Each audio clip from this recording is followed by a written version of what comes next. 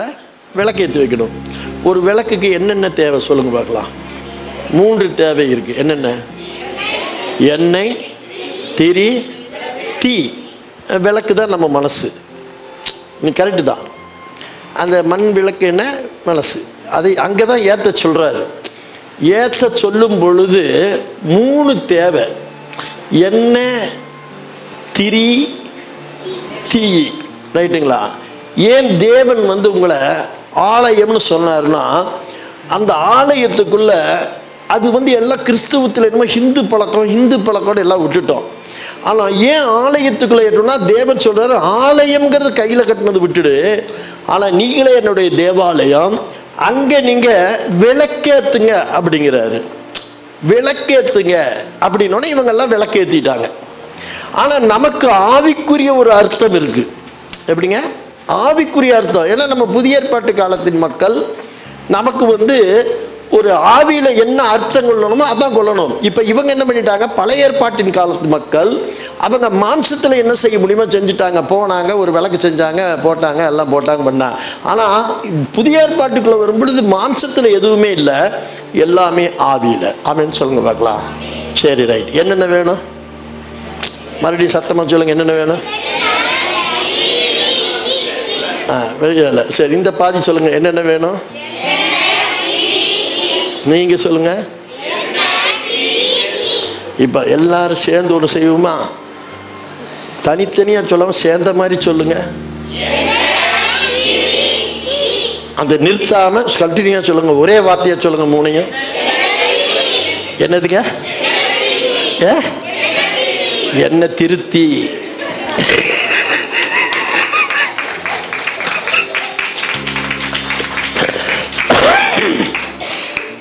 என்ன போடணும் மனசுக்குள்ள? நம்ம தேவாலயத்துக்குள்ள என்ன பண்ணணும்? என்ன திருத்தி. இதைதான் சொன்னார். மாம்சத்தில் அவங்க என்ன பண்ணிட்டாங்க? உடனே ஒரு மண்ணில் ஒரு விளக்கு செஞ்சாங்க, எண்ணெயை ஊற்றினாங்க, திரி போட்டாங்க, தீய போட்டாங்க. ஆனால் அதை அவர் சொல்லலை, மனம் திரும்புங்கள். சரியாக சொல்ல போனால் பைபிள் ரீதியில் பேசுனீங்கன்னா, பைபிள் டேர்ம்ஸில் பேசணும்னா ரிப்பெண்ட், அதான் மனம் திரும்பு அப்படிங்கிறார். ஆனால் நம்ம தமிழ் நடை சொல்லல, என்னை திருத்தி. என்ன போடணும் உள்ள? என்னை திருத்தி. அதை நாம தான் செய்யணும். என்னை திருத்தணும். சொல்லுங்க, என்னை திருத்தணும். நான் என்னை திருத்தணும். என்ன பிரதர் நான் தப்பு சின்ன தெரிஞ்சுருக்கேன். நீ இங்க எல்லாம் கேட்குற, நல்ல பிள்ளைகளா கேட்பீங்க, நான் சொல்றதெல்லாம் செய்வீங்க, எல்லாம் செய்வீங்க. கதவு திறந்தோன்னு படிப்பும் சுய மூளையும் அனுபவம் என்ன சொல்லுதோ இல்லை இல்லை அப்படின்ட்டு நான் சொன்னதான் செய்வேன். எனக்கு என்ன தெரியுமோ அதான் செய்வேன். சார் கொஞ்சம் கண்ணை மூடிட்டு பலமா இருங்க அப்படின்னா, இல்லை இல்லை இல்லை நான் நேரம் அங்கே போகக்கூடாது, அவங்கள பார்க்கணும், இவங்கள பார்க்கணும். இது நம்ம சுயபலத்தை எடுத்ததுனால உங்களுக்கு இன்னொன்று புரியுற மாதிரி ஒரு கதை சொல்கிறேன். இப்போ எத்தனை பேர் புரிஞ்சுது? என்ன திருத்தி புரிஞ்சுதா? என்ன திருத்தி தான் சொன்னார். இவங்க 3ஐயும் பிரிச்சுட்டாங்க. ஒரே எழுத்தை 3ஆக பிரிச்சுட்டாங்க. ஆனால் அது ஒரே எழுத்து, என்னை திருத்தி. என் மனசுக்குள்ளே என்ன பண்ணணும்? என்னை திருத்தணும் முதல்ல. அதான் மனம் திரும்புங்கள் அப்படின்னாரு. இது புரியாததுனால தான் எல்லாம் விட்டுட்டாங்க. இந்துக்களும் கிறிஸ்டின் தான். இந்தியர்கள் இஸ்ரவேலர்கள். நான் போன வாரமே சொன்னேன். இந்தியர்கள் யாருங்க? இஸ்ரவேலர்கள். அதில் எந்த மாற்றம் கிடையாது. நம்மளாம் யூதர்கள். இஸ்ரவேல் பிரிவுகள் நிறையா வந்தாங்க. கைபர் கணவாய் வழியா, சிந்து சமவெளி நதியின் வழியா, அதான் இது பெர்சியா கல்ஃப்னு சொல்லுவாங்க. என்னது தமிழில்? வளைகுடா, பெர்சியா வளைகுடா, அதன் வழியாக தான் வந்தாங்க. அப்படிலாம் பெரிய சரித்திரம். நான் போயிட்டுருக்குது. படிப்பு நம்மளுது பயங்கரமாக. இப்போ 3வது புக் வாங்கியாச்சு. இந்த இடத்த பாடையில் ஒரு ஞாபகம் என்னன்னு கேட்டிங்கன்னா, இந்த யோசுவா என்ன நமக்கும் அவங்களுக்கும் நமக்கும் ஹிந்துஸுக்கும் உள்ள ஒற்றுமையை அப்படியே உங்களுக்கு ஒவ்வொரு வாரமும் நான் சொல்லிக்கிட்டு இருக்கேன்னு நினைக்கிறேன். ஒரு சில காரியங்களை இன்றைக்கி உங்களுக்கு சொல்கிறேன். யோசுவாவிடத்தில் தான் அந்த இஸ்ரவேல் தேசத்தை 12 கோத்திரங்களுக்கு பங்கிட்டு கொடுக்கும்படியான பொறுப்பு யார்கிட்ட வந்ததுங்க? யோசுவா கிட்ட வந்தது. யோசுவா என்ன பண்ணா, 12 கோத்திரம், மொத்தம் 13 கோத்திரம். 12 கோத்திரம் யாக்கோபு வம்சத்தில் வந்ததில் யோசேப்பு ஒருத்தன் தான். அவனுடைய பிள்ளைகள் எப்ராயிம், மனாசே 2 பேர் வந்தாங்க. அந்த 2 பேரை தூக்கி இவனுக்கு பதிலாக போட்டவனு 13 கோத்திரமாச்சு. 13 வரும்பொழுது லேவி கோத்திரத்துக்கு எந்த ஆஸ்தியும் இல்லைன்ட்டார். என்னை மட்டுமே நம்பி இருக்கணும்ட்டாரு. எந்த கோத்திரத்துக்கு? லேவி கோத்திரத்துக்குலாம் சொத்து சுகம்லாம் தரமாட்டேன், எல்லாமே என்ன நம்பி தான் இருக்கணும்ட்டாரு. எத்தனை பேர் இங்கே லேவி கோத்திரம்? கடவுளே, நேற்று தான் இடம் வாங்கலாம்னு நினைச்சேன்.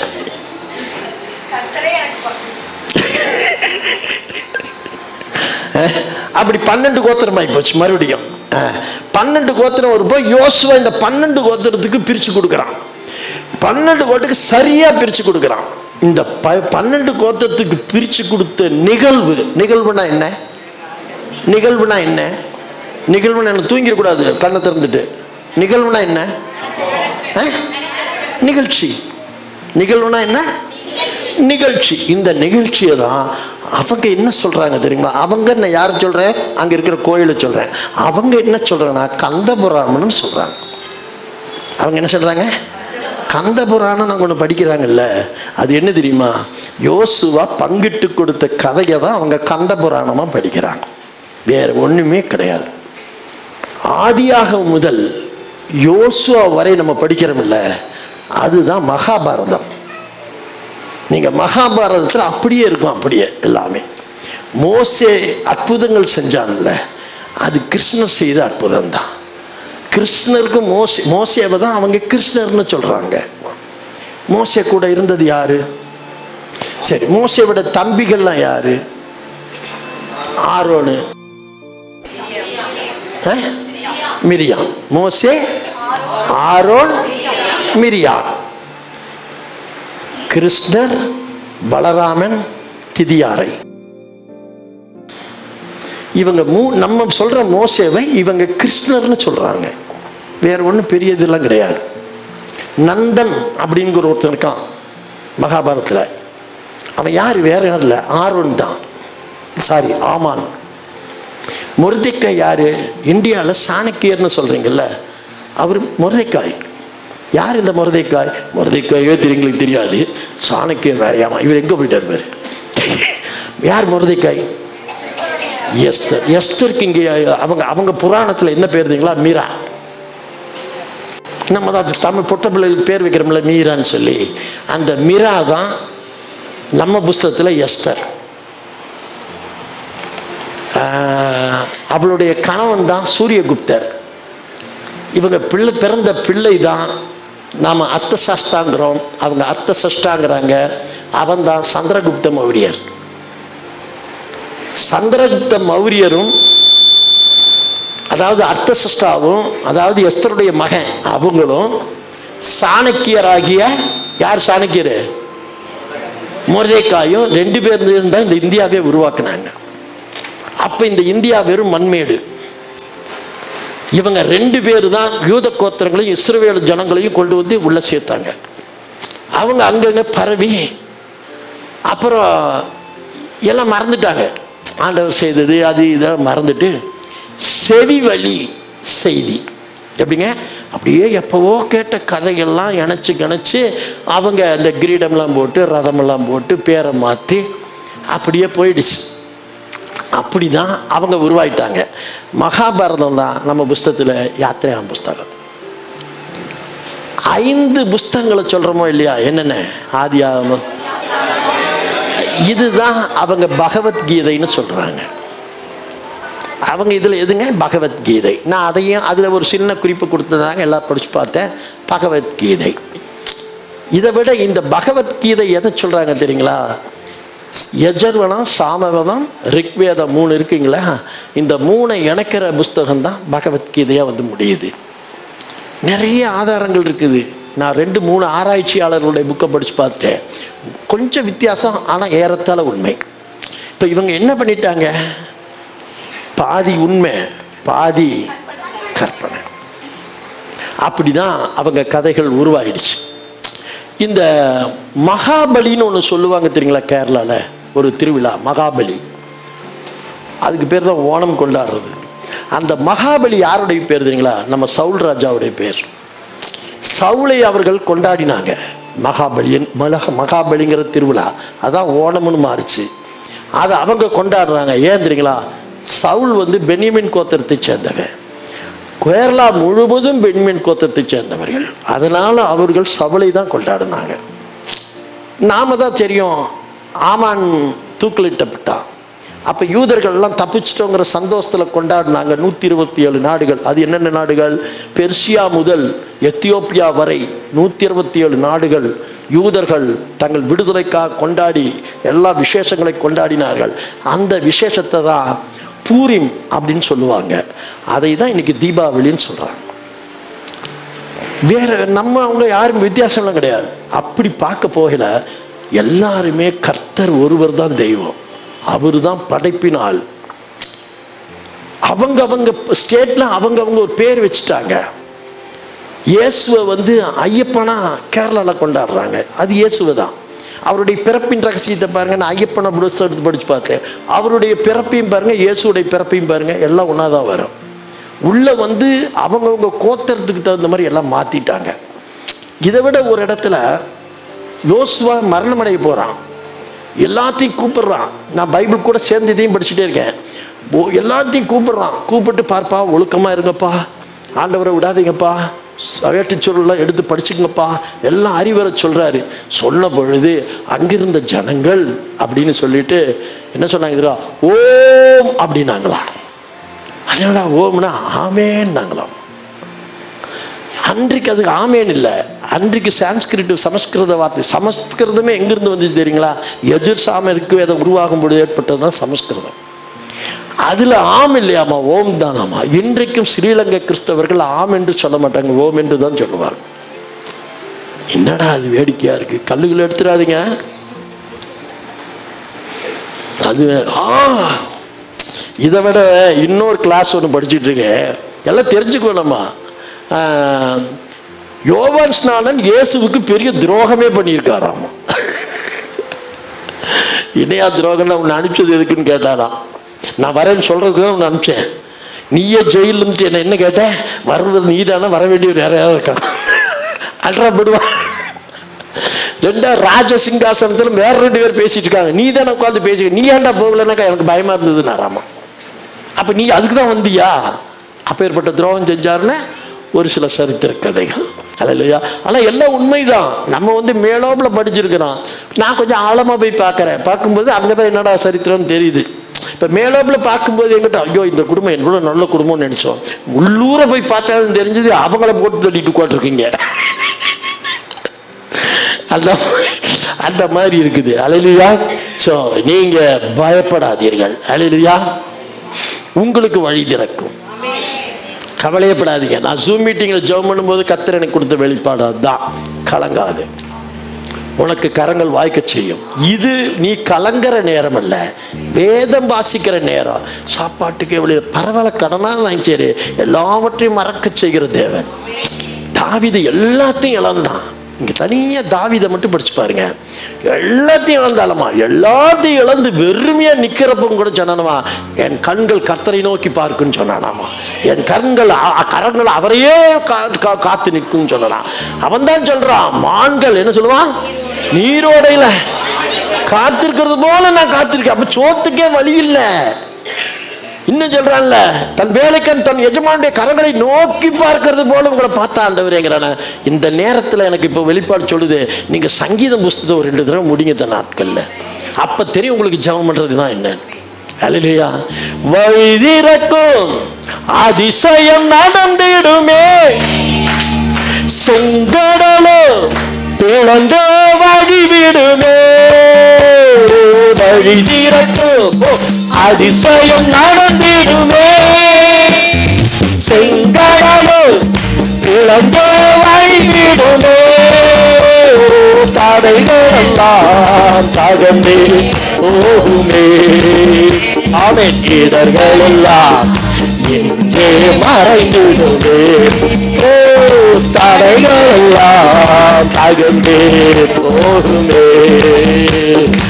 இடர்கள் எல்லாம் இன்றே மறைந்திடுமே.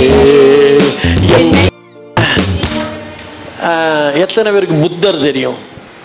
எனக்கு புத்தர் தெரியும் பிரதர், கை தூக்குங்க பார்க்கலாம். நாங்கள்லாம் ஒன்றா தான் படித்தவங்க அப்படிங்கிறீங்களா?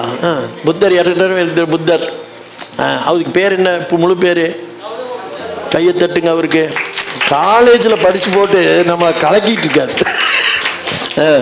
கௌதம புத்தர் பார்த்துருக்கீங்களா? கௌதம புத்தர் பார்த்துங்களேன். கௌதம புத்தர் நம்ம பைபிளில் யார் தெரியுமா? அவர் பைபிளில் வந்தவர் தான். நம்ம பைபிள் புக்கில் இருக்கிற தீர்க்கதரிசியில பெரிய தீர்க்கதரிசி யாருங்க? அவர் தான் கௌதம புத்தர். கையை தட்டு. பார்த்தீங்களா? ஏசாயாவை தான் நம்ம கௌதம புத்தர்னு கொண்டாடிட்டு இருந்தோம். அது அவர் யூத குலத்துக்கு அதிகமாக வந்ததுனால, அவர் யூத குலத்தில் வந்ததுனால பீகாரை அவர் என்ன பண்ணார், இந்த இந்தியாவுக்குள்ள வரும்பொழுது பீகார் தான் தலைமையிடமாக வச்சார். அதனால தான் இன்றைக்கும் பீகாரில் கௌதம புத்தருக்குன்னு ஒரு ஆலயம் இருக்கு. நம்ம வைக்க மாட்டோம், அவங்க வச்சுட்டாங்க. ஏன்னா அவங்க கோத்திரத்தில் வந்ததுனால பீகாரில் தலைமையிடமாக வச்சு அங்கே என்ன பண்ணிட்டாங்க, ஏசாயாவுக்குன்னு ஒரு ஆலயத்தை கட்டினாங்க. அதுக்கு கௌதம புத்தர்னு ஒரு பேர் கொடுத்தாங்க. இதுக்கு ஏண்டா இப்படிலாம் பேர் மாறிச்சுன்னு கேட்டிங்கன்னா, அவங்கள்ட்ட சரியான ஏற்றுச்சுவடி இல்லை. 3 சுவடுகள் உருவாக்கப்பட்டது. அது 2 வந்துச்சு. இந்தியாவில் வந்த யூதர்களோடையும் இஸ்ரவேலர்களோடையும் கொடுத்து விட்டாங்க, இதை ஃபாலோ பண்ணிக்கிங்கன்னு. அப்புறம் எங்கே போச்சுன்னு தெரியல, அந்த 2 மறுபடியும் இஸ்ரேலுக்கே போயிடுச்சு. அது எப்போ போச்சுன்னு நான் படித்தேன் அப்படின்னா, யார் காலத்தில் போச்சு, இது யார பிழை பண்ண அப்படின்னு பார்த்தீங்கன்னா, இந்த சமஸ்கிருதம்னு கேட்குறீங்களா? சான்ஸ்கிரிட், சமஸ்கிருதம் தெரியுமில்ல? சமஸ்கிருதம்னு தெரியுமில்ல? அதுதான் நம்ம தாய்மொழி. சமஸ்கிருதம் எங்கேருந்து உருவாச்சுன்னா, இந்த எஸ்ரா நெகேமியா மூலம் தான் உருவாச்சு. அவங்க என்ன பிரதர், அவங்க தான் இந்த யஜுர் சாம ரிக்வேதங்களை உருவாக்க காரணமாக இருந்தவர்கள். அஷ்டசாஸ்திரா சந்திரகுப்த மௌரியர் என்ன பண்ணுனா, எஸ்ரா நெகேமியா, நீங்கள் போய் எஸ்ரா புக்கில் படிச்சு பாருங்க, இருக்கும். எஸ்ரா நெகேமியா கூப்பிட்டு, பார்ப்பா நீங்கள் என்ன பண்ணுங்க, இந்த வேதச்சொல்ல புராணங்களை எடுத்து ஜனங்களுக்கு ஆண்டவரை குறித்து நீங்கள் வெளிப்படுத்துங்க, அவர் என்ன சொன்னாரோ அதை மீறி செய்யாதீங்கன்னு கையில் கொடுத்துட்டார். இந்த எஸ்ரா நெகேமியா வந்தவங்க என்ன பண்ணாங்க, ஆராய்ச்சி பண்ண பண்ண பண்ண அவங்க புத்தி அப்படியே மழுங்கி போய், யார் வேணாலும் தேவனுக்கு ஆராதனை செய்யலாம், யார் வேணாலும் ஆண்டவருக்கு பலி கொடுக்கலாங்கிற புதிய ஒரு கொள்கையை கொண்டு வந்தான். புதிய கொள்கையை கொண்டு வந்தான். கொண்டு வரும் பொழுது இது என்ன ஆகிப்போச்சு, விகல்பமாகி போச்சு. ஆஹா, இது சரி வராது அப்படின்னு சொல்லிட்டு, இது யாருக்கு தெரிய வந்தது, சந்திரகுப்த மௌரியருக்கு தெரிஞ்சிருச்சு. உடனே கூப்பிட்டு, என்னப்பா நீங்கள் அதிக இப்போ பார்க்குறீங்களே, டிஎம்கே என்ன பண்ணிச்சுங்க, யார் வேணாலும் கோயிலில் பூசாரியாக இருக்கலாம் நாங்களா, அதே பிரச்சனை எஸ்ரா நெகேமியா கிளப்புனாங்க. இவன் கூப்பிட்டு கேட்குறான் சந்திரகுப்த மௌரியர். யார் சந்திரகுப்த மௌரியனா? எஸ்தருடைய மகன். கூப்பிட்டு, உன்ட்ட நான் என்ன வேலை கொடுத்தா நீங்கள் என்ன வேலை செஞ்சிட்ருக்கிற, அதெல்லாம் தப்பு கொண்டாடி அப்படின்னு சொல்லிட்டு, அதை தான் அப்போ தான் பிரித்தாங்க. யஜுர் சாமம் ரிக்குங்கிறத பிரித்தாங்க. இதை தான் ஹிந்துக்கள் சமஸ்கிருதம் என்று சொல்கிறாங்க. பிரிச்சுட்டு என்ன பண்ணார், இப்படியெல்லாம் நாங்கள் யாருக்கும் பூஜை பண்ண மாட்டோம்னு சொல்லி போட்டு, அர்த்தசாஸ்திரா என்ன பண்ணார், ஆரோனுடைய வம்சத்தில் வந்தவங்களெல்லாம் செலக்ட் பண்ணா அவங்கள தான் இன்னைக்கு இவங்க என்ன சொல்கிறாங்க, ஆரியர்கள்னு சொல்கிறாங்க. இந்த ஆரியர்கள் மட்டும்தான், அதான் ஆரோன் வெளியே வந்தவர்கள்லாம் ஆரியர்கள். ஆரியர்கள் மட்டும்தான் கடவுளுக்கு பூஜை செய்ய முடியும், வேத பிரமாணங்களை சொல்ல முடியும் அப்படின்னு கட்டளை விட்டார். என்ன பிரமாணங்களை சொல்லணுமாமா, நியாய பிரமாணங்களை சொல்லணும். அதை தான் இவங்க நீதி சாஸ்திரம்னு சொல்றாங்க. சொல்லிட்டு இந்த நீதி சாஸ்திரத்தை இவங்க தான் சொல்லணும்னு சொல்லிட்டு, அப்பதான் சமஸ்கிருதம்ங்கிறது ஒன்று உருவாச்சு, யஜுர் சாமம் ரிக். ரைட். இப்போ இந்தியா முதல் பெர்சியா முதல் எத்தியோப்பியா வரை 127 நாடுகள். இப்போ இங்கே பார்த்தீங்கன்னா பெர்சியா முதல் எல்லா நாடுகளும் இந்தியாவுக்குள்ளே வந்துருச்சு. அப்போ இவர் சொன்னார், சரி 127 நாடுகள் இருக்குது, இதில் ஆரியர்கள்லாம் எங்கெங்கே இருக்காங்கன்னு செலக்ட் பண்ணுங்க, யாரை எங்கெங்கே இருக்கா செலக்ட் பண்ணுங்கன்ட்டு அர்த்தசாஸ்திரா. எல்லாம் செலக்ட் பண்ணோன்னே, நீங்கள் தான்ப்பா இனிமேல் கடவுள் பணி செய்யணும், பூஜையெல்லாம் நீங்கள் தான் பண்ணணும், பலியெல்லாம் நீங்கள் தான் கொடுக்கணும், ஓகேவா, நீங்கள் வேற எங்கேயும் கூட. அதே மாதிரி நீங்கள் என்ன பண்ணணும், உனக்கும் எனக்கு தான் உறவு, நீ போய் மக்களோட கலக்கக்கூடாது, நீங்களாம் தனியாக ஒரு இடத்துல இருக்கணும்னு அங்கே அவர்கள் தங்குவதற்கான ஒரு ஏற்பாடை பண்ணி கொடுத்தான் அர்த்தசாஸ்திரா. பண்ணி கொடுத்துட்டு, பண்ணியை கொடுக்கல, செய்து கொடுத்துட்டு, அந்த இடத்துக்கு பேர் தான் அக்ரஹாரம்னு வச்சாங்க. என்ன அந்த இடத்துக்கு பேருங்க? அப்படிதான் பிராமின்ஸ் எல்லாம் பிரமாணங்களை போதிக்கிறவர்களை பிராமணர்கள் என்று சொன்னாங்க. இவங்க ஒரு இடத்துல குடிக்கணும்னு வச்ச இடத்துக்கு பேர் தான் அக்ரஹாரம்னு பேர் ஏற்பட்டுச்சு. புரிஞ்சுதுங்களா? அப்போ சமஸ்கிருதம்னா என்ன தெரிஞ்சு போச்சு, அக்ரஹாரம்னா என்ன தெரிஞ்சு போச்சு. அப்படி அவங்கள வழி நடத்தின தேவை உன்னையும் என்ன நடத்த மாட்டாரா? அவன் பெருகிறான் அப்படின்னா அவன் பயந்து நடக்கிறான். நீ ஏன் சிறுகிறன்னா உனக்கு பயம் போச்சு. ஒன்று தெரிஞ்சுக்க, அவங்களுக்கு பாதி தான் தெரியும். கொண்டு வந்தப்ப இருந்த சுவடுகளில் என்ன அறிவுரை கேட்டாங்களோ அது மட்டும்தான் தெரியும். மீதி திரும்ப போனது திரும்ப வரல. இந்த இடத்த ஜனங்களை பிடிக்கணும்னு சொல்லி போட்டு என்ன பண்ணாங்க, கற்பனையில் சில கதைகளை சொல்லி அதை பூர்ணப்படுத்தினாங்க. மகாபாரதத்தை, பகவத்கீதையை, இன்னும் என்னென்ன சொன்னேன் நான். அப்படி எல்லாத்தையும் இது பண்ணிவிட்டு நம்ம மக்களுக்கு என்ன பிரதர் அப்படின்னு கேட்டிங்கன்னா, நம்ம ஈசாக்கு வழியாக வந்தவர்கள். ஈசாக்கில் வந்ததுனால நம்மக்கிட்ட சத்தியம் பூர்ணப்பட்டிருக்குது. நம்ம கையில் பூர்ண சத்தியம் இருக்குது. அவங்களுக்கு தெரியாத சத்தியமெல்லாம் இங்கே இருக்குது. ஆனால் இன்னைக்கு அந்த பிராமணர்களுக்கு இந்த சத்தியம் நம்மள்கிட்ட அறகுறையாக இருக்குது. மீதி சத்தியம் பைபிளுக்குள்ளே இருக்குங்கிறது அவனுக்கு நல்லா தெரியும். தெரிஞ்சா ஜனங்கள் நம்மளை வெறுத்து ஒதுக்கிடுவாங்க. அப்படிங்கிறதுக்காக நாடு இன்னைக்கு பெரிய பிரச்சனையை பார்த்துட்ருக்கு. ஆகவே நம்ம அவங்களுக்காகவும் ஜெபம் பண்ணுவோம். நம்ம சிவாவை நாம் ஒரு சில சிவாவை ஈசாக்கா பார்க்குறோம். ஒரு சில கூட்டம் சிவாவை இயேசுவாக பார்க்குறாங்க. இயேசுவை சிவாவாக பார்க்குறாங்க. நான் சில பேர் என்ன பண்ணுறாங்க, ஈசாக்க சிவாவாக பார்க்குறாங்க. ஈசாக்குடைய மனைவி பேர் ரெபேக்கா. இங்கே சிவாவுடைய மனைவி பேர் பார்வதி. இவங்களுக்கு 2 பிள்ளை இருந்தது. ஒன்று முருகன், இன்னொன்று விநாயகன். முருகன் தான் முருகன் யாக்கோபு, விநாயகர் ஏசா. ஏன் பிரதர் அவன் யானத்தில் இருக்கா? ஏசாவுடைய கதையை தனியாக எடுத்து படித்து பாருங்க. அவன் மிருக வேட்டை உள்ளவன். அவன் உடல் ரோமத்தினால நிறைந்திருந்தது. அதை அடையாளம் காட்டும் வகையில் ஓவியன் அதுக்கு ஒரு விநாயகர் தலையை வச்சான், யானத்தலையை. அவங்க சரித்திரம் அப்படிதான். கோவப்பட்டு யாக்கோபு ஏசாவுக்கு அண்ணனை ஏமாத்திட்டு ஓடுனால முருகன் ஓடி போய் பழனி மலை உட்கார்ந்தாருங்க. அந்த பழனி மலை தான் நாம் சீனாய சபமலையோ என்னமோன்னு சொல்லுவோம். அவங்க பழனி மலைன்னு சொல்கிறார். அங்கே போய் அவர் பார்த்துங்க கோமணத்தோடு உட்கார்ந்தார். நான் வெறுமையாக வந்தேன்னாரு. இங்கே யாக்கோபு எப்படி போனான் பாடிட்டு, வெறுங்கையாய் நான் கடல். அங்கே தலைவர் எப்படி போனார், மலைக்கு மேலே கோமணம் கட்டிட்டு போயிட்டார். இன்னைக்கு ஐஸ்வர்யம். இங்கே யாக்கோபுக்கு என்ன நடந்தது, 2 ராஜாக்களுடைய சொத்தோட வந்தான். இன்னைக்கு பழனி மேலே ஐஸ்வர்யத்தில் பெருகுது. ஸோ இது எல்லாமே நம்முடைய கதை. அப்போ பிரதர் பைபிளில் உள்ளதுலாம் இங்கே தான் நடந்ததா? இதெல்லாம் இஸ்ரவேலில் நடந்தது. அந்த கதையை இங்கே இருக்கிற இடங்களுக்கு தகுந்த மாதிரி வச்சுட்டாங்க. இப்போ வடநாட்டில் சிவாவை ஆபிரகாமாக வைக்கிறாங்க பாருங்க. வடநாட்டில் சிவாவை ஆபிரகாமுக்கு ஒப்பிடுறாங்க. அப்படிதான் கோத்திரங்கள் மாறி போயிடுச்சு, நிறைய மாறி போச்சு. ஆபிரகாமா வச்சதுனால ஆபிரகாமுக்கு எத்தனை பண்டாடி? 3 4. என்னையாது ஏன் ஆள் விரல் விடுறது பார்த்து பயமா இருக்கு பிரதர். ஆபிரகாமுக்கு ஆகார் 1, சாராள் 1, ரைட்டா? சிவாவுக்கு கங்கையும் மாதிரியும் 2 பேர். இப்படிதான் வருது அப்படியே அவங்க ஸ்டோரி எல்லாம்.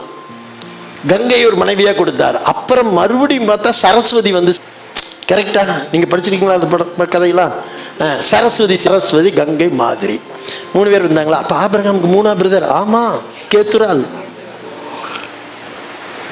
ஒப்பு வருதா வரலையா? அப்ப அவங்க ஏன் நம்மளை அடிக்கிறாங்க தெரியுங்களா? மீதி உண்மை நமக்கு தெரியும், மீதி உண்மை அவங்க கற்பனைங்கிறது இப்பதான் அவங்களுக்கே தெரியும். இதை தெரிஞ்சுட்டா ஜனங்கள் நம்மளை விட்டு போயிடுவாங்கன்னு அவங்க நம்மளை துரத்துறாங்க. அதனால நம்மளுடைய தேவன் அவங்களுடைய தேவன். முஸ்லீம் இஸ்மவேலை பத்தி உங்களுக்கு நல்லா தெரியும். நம்மளுடைய யார் அவங்க சித்தப்பனா? நமக்கு இஸ்மவேல் யாருங்க? பிடிக்கிறீங்களா தவிர வாய் திறக்க மாட்டேங்குது பாரு. அண்ணன் சித்தப்பா பையனா? அப்பா 1 அம்மா 2. கரெக்டுங்களா? நீங்க அப்படியே ஒவ்வொரு கதைகளையும் புராணத்துல போய் பாருங்க, சரியா மேட்ச் ஆகும், சரியா மேட்ச் ஆகும். நேம் எல்லாம் மாத்திட்டாங்க.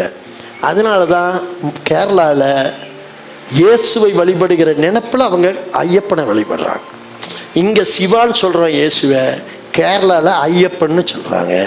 அவ்வளவுதான். கொண்டாடுறது யாருக்குன்னா மகாபலிங்கிற ராஜாவுக்கு கொண்டாடுறாங்க. பாகுபலி இல்லை, மகாபலி. அந்த மகாபலி யார் ராஜான்னா யாருங்க? சவுலு. கையத்தட்டே. வழி நடத்தும் அதிசயம் நடந்திடுமே, காரிருளில் பேரொளி வீசிடுமே, வழி நடத்தும் அதிசயம் நடந்திடுமே. அப்படியே எல்லாம் எழுந்துண்டு